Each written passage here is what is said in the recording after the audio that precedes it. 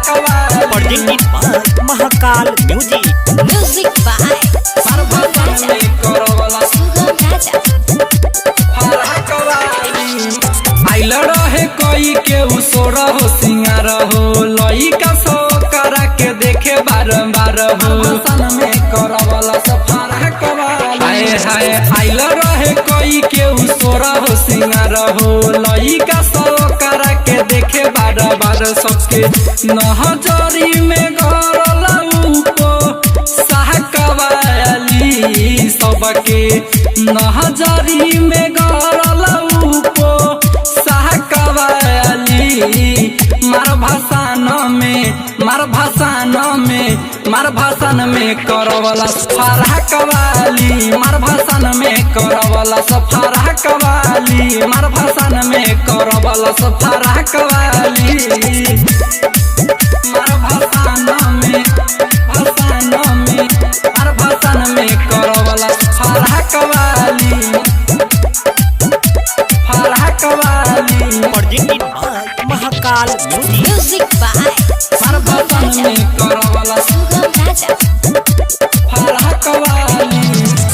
लइका सब देखी के ओकरा करत रहे डांस हो लइकी उ रहे भाई बड़ी डांस हो भाषण में करवला सफारा कवाली। हाय हाय लइका सब देखी के ओकरा करत रहे डांस हो लइकी उ रहे भाई बड़ी डांस हो त जान केतना के लिहल सकारी आखवाली। जान केतना के लिहल सकारी आखवाली। मार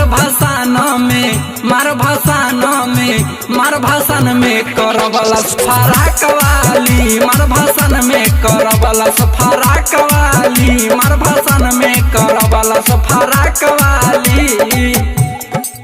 मार भाषण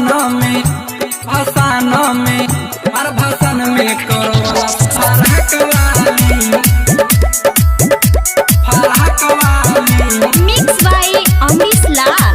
Music by मार भाषण में करवला Sugam Raja।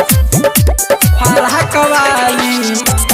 राइटर मणि भूषण अमरीश एकरे दीवाना एकरे चक्कर में पिटाइल मनीष मस्ताना में करवला सफारा कवाली। हाय हाय राइटर मणि भूषण अमरीश एकरे दीवाना एकरे चक्कर में पिटाइल मनीष मस्ताना त कवनो भूली न बात आजू रात वाली। कवनो भूली न बात आजू रात वाली। मार भाषण में करवला सफारा कवाली। मार भाषण में करवला सफारा कवाली। मार भाषण में करवला सफारा कवाली। आइल रहे कोई के उसोर हो सिंगार हो लइका सो करा के देखे बारंबार हो भाषण में करवला सफारा कवाली। हाय हाय आइल रहे कोई के उसोर हो सिंगार हो लइका सो करा के देखे बार सबके नहजरी में गरला ऊपो साह कवाली। सबके नहजरी में गरला ऊपो साह कवाली।